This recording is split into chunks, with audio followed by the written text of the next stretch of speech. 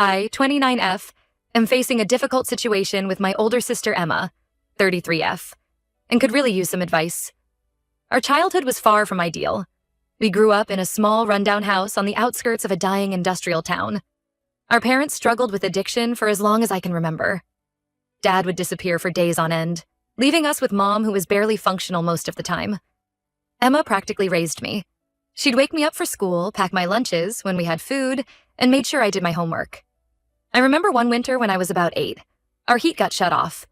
Emma, only 12 herself, figured out how to light the gas stove safely so we could stay warm. She was my protector, my hero. But as we got older, things got harder. Emma started hanging out with a rough crowd in high school. I think she was just looking for an escape from our home life. By 15, she was using drugs regularly. At first, it was just weed, but it escalated quickly to harder stuff. I covered for her at first, lying to our parents about where she was. I thought I was helping, but looking back, I was just enabling her.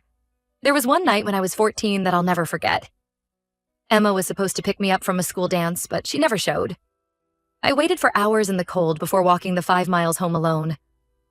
I found her passed out on the bathroom floor, needle still in her arm. I was terrified she was dead. That was the first time I realized how bad things had gotten. Despite everything, I managed to do well in school. It was my escape, my ticket out of that life. When I was 17, I got a scholarship to a college in the city, 3 hours away. It was my chance to break free, but I felt so guilty about leaving Emma behind. She told me to go, promised she'd get clean. I left, hoping things would get better. College was a culture shock. I was surrounded by people who'd never known real hunger or fear. But I adapted. I threw myself into my studies and worked part-time jobs to support myself. That's where I met Jack, 31M. He was a customer at the cafe where I worked, always leaving big tips and stopping to chat. We started dating in my sophomore year. Jack came from a stable, middle-class family. At first, I was embarrassed to tell him about my background. But when I finally opened up, he was incredibly understanding. He helped me work through a lot of my childhood trauma and showed me what a healthy relationship looks like. Meanwhile, things with Emma got worse. She'd call me at odd hours, asking for money. Once she showed up at my dorm, high out of her mind, causing a scene that almost got me kicked out of housing. I had to distance myself to focus on my education, but the guilt ate at me constantly. After graduation, Jack and I got married and started building the stable home I'd always dreamed of. We now have 2 beautiful kids, Zoe, 5F, and Tyler, 3M. I have a good job in marketing, and Jack runs his own small business. We have a cozy house in a safe neighborhood with a fridge that's always full. Sometimes I still can't believe this is my life. But Emma's addiction spiraled further out of control. She'd steal from our parents, our relatives, anyone she could. I'd get calls about her being arrested or in the hospital. I tried to help by paying for rehab twice, but she always relapsed within weeks. The last straw was 3 years ago. Emma showed up at my house unexpectedly, clearly high, with the sketchy-looking guy she introduced as her friend. While I was distracted getting the kids a snack, they tried to steal my laptop and some jewelry. If Jack hadn't come home early from work and caught them, who knows what else they would have taken. I had to call the police. Watching them put Emma in handcuffs broke my heart, but I knew I had to protect my family. After that incident, I cut contact completely. I changed my number and blocked Emma on social media. It was the hardest thing I've ever done, but I had to put my kids' safety first. I mourned the loss of my sister, the person she used to be before drugs took over. Last week, out of the blue, Emma called me from a new number. She was crying, saying she's 6 months clean and has nowhere to go. Apparently, she got evicted from her apartment and lost her job at a gas station. She begged me to let her stay with us, just for a little while until she gets back on her feet. Part of me wants to help her. Despite everything, she's still my sister. I remember the brave girl who protected me from our parents' fights, who made sure I always had something to eat, even if it meant she went hungry. I miss the person she used to be before the drugs took over. But I'm terrified of letting her addiction back into my life. What if she relapses? What if she steals again? My kids barely know her. Zoe has only met her once, and Tyler's never even seen her in person. How can I bring that uncertainty into their lives? I've worked so hard to create a stable, loving home for my family. The thought of jeopardizing that terrifies me. But then I think about Emma out on the streets, alone and desperate, and my heart breaks all over again. Jack says it's ultimately my decision, but I can tell he's wary. He's seen how much Emma's actions have hurt me over the years. He's worried about the kids, about the potential impact on our marriage. My in-laws think I'm crazy for even considering it. They say I need to protect my children above all else. I told Emma I'd think about it, but I honestly don't know what to do. Am I a terrible sister if I say no? How can I help her without risking everything I've built? The guilt is overwhelming, but so is the fear. Some additional background. Our parents are still alive, but they're in no position to help.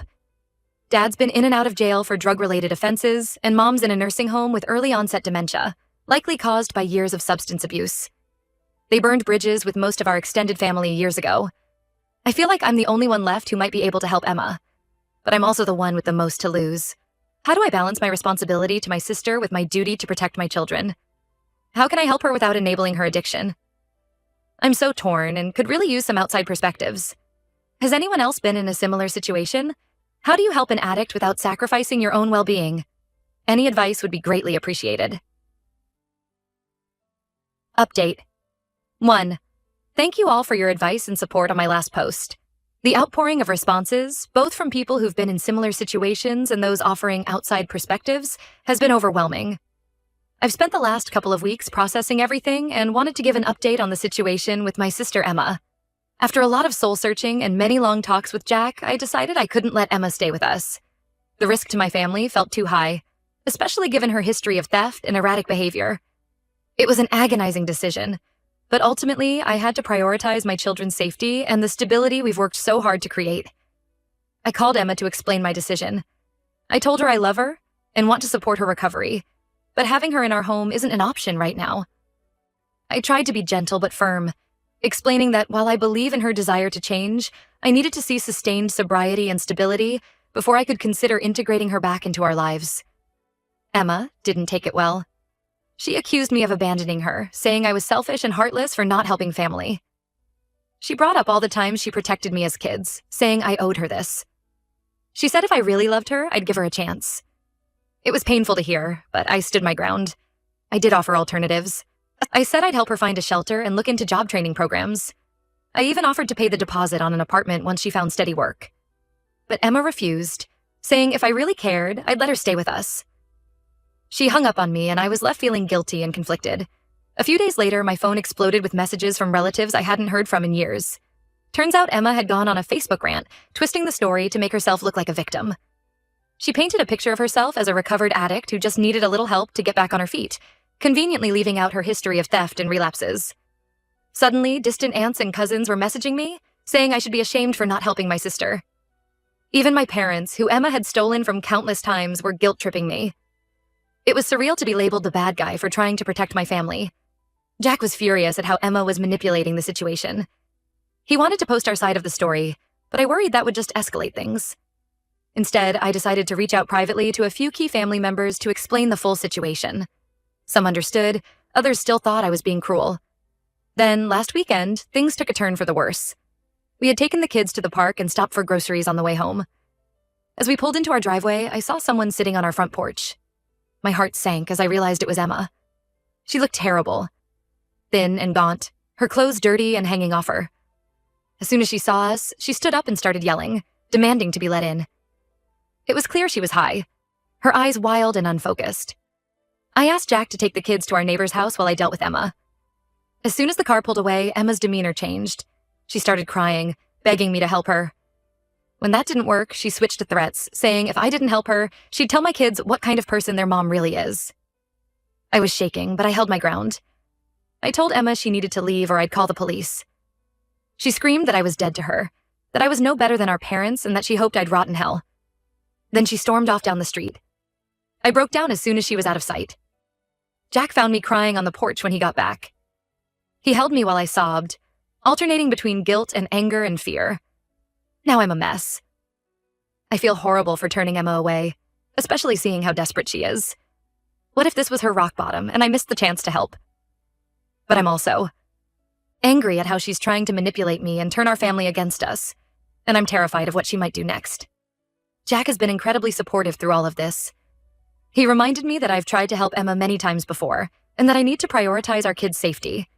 He suggested changing our locks and getting security cameras, which we're going to do this week. I'm struggling with how to handle the family fallout. Do I try to explain my side to everyone or just ignore it?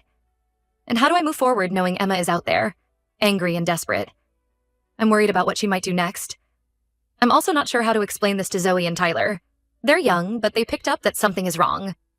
Zoe asked why Aunt Emma was yelling, and Tyler's been extra clingy since it happened. How do I help them understand why they can't see their aunt without scaring them?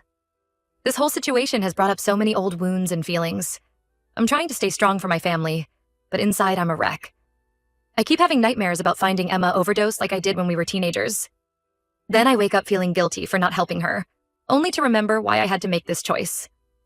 I know logically that I'm doing the right thing by protecting my kids, but emotionally I'm torn apart.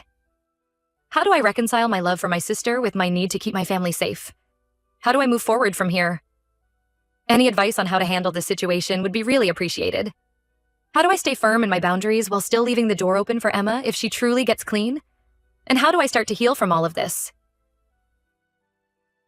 Update 2. It's been about 2 months since my last update, and a lot has happened.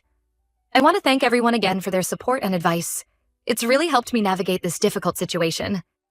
After Emma showed up at our house, we took several security measures.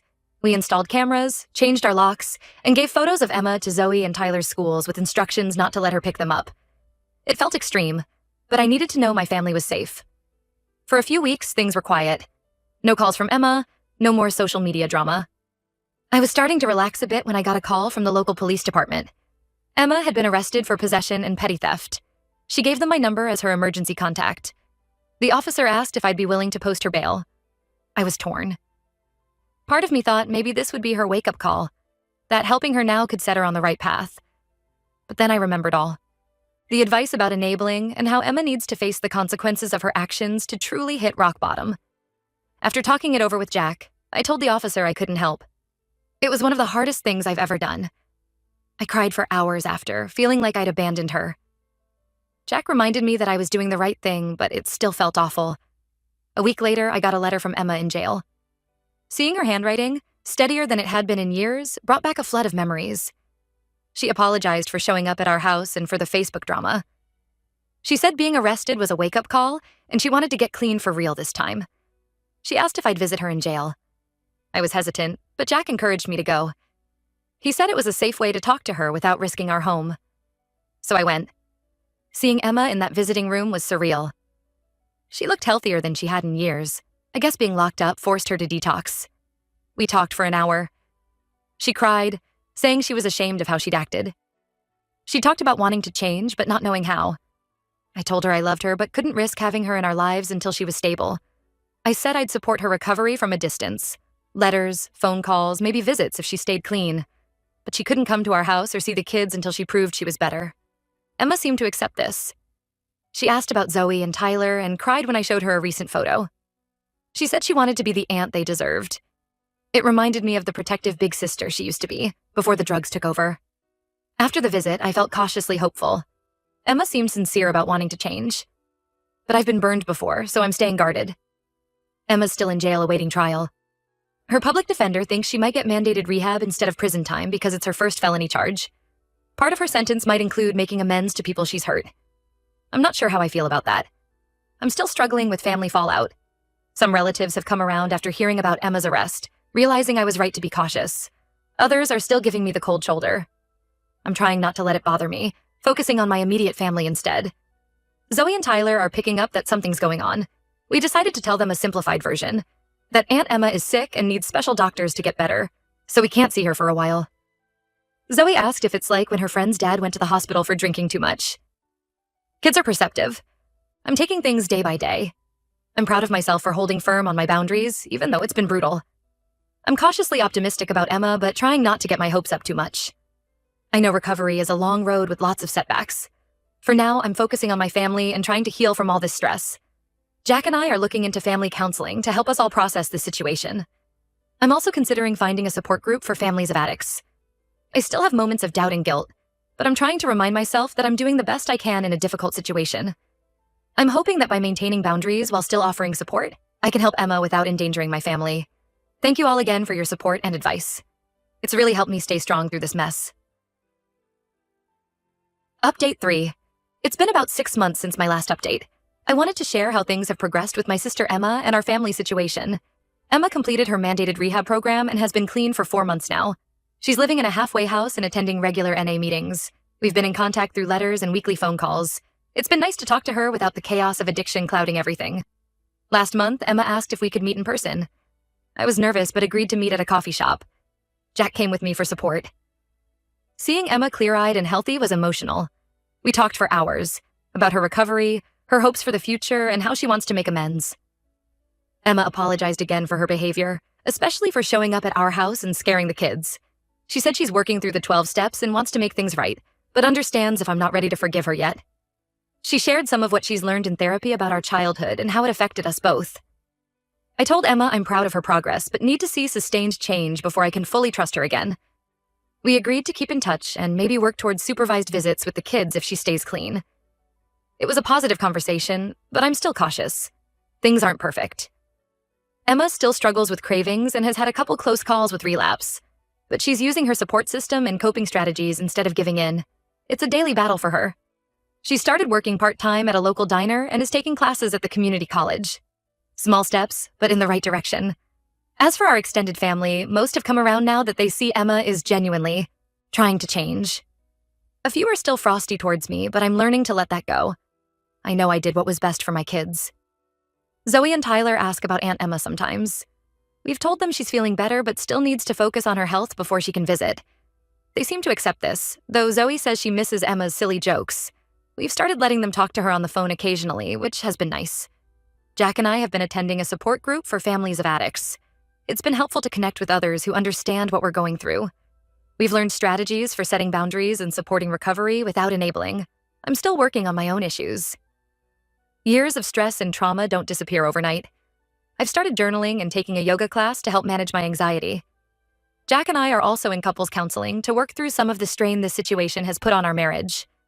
Last week, Emma asked if she could come to Zoe's upcoming birthday party. I'm torn about it. On one hand, Emma's been doing well, and it would mean a lot to her. On the other, I'm worried about disrupting Zoe's day if things go badly. Jack thinks we should give it a try, with clear boundaries set beforehand. I haven't decided yet. I'm cautiously optimistic about the future, but I'm also protecting my heart. I know recovery isn't linear, and there might be setbacks. For now, I'm taking it one day at a time and keeping firm boundaries while still offering Emma support from a distance. This whole experience has taught me a lot about setting boundaries, the complexities of addiction, and the importance of protecting my own mental health. It's been a difficult journey, but I feel stronger for having gone through it. There are still tough days. Sometimes I look at my kids and feel overwhelmed by the need to protect them. Other times I remember the sister who used to protect me, and I ache for what we've lost. But I'm learning to balance these feelings, to hope for the best while preparing for setbacks. Emma's birthday is coming up next month. I'm thinking of inviting her over for dinner, just her, me, and Jack after the kids are in bed. It feels like a big step, but maybe it's time. We'll see how things go. Thank you all for your support throughout this process. It's meant more than you know. If anyone has advice about reintroducing a recovering addict to kids, I'd appreciate it. Or just general thoughts on how I'm handling things. This journey is far from over, but I feel like we're moving in the right direction.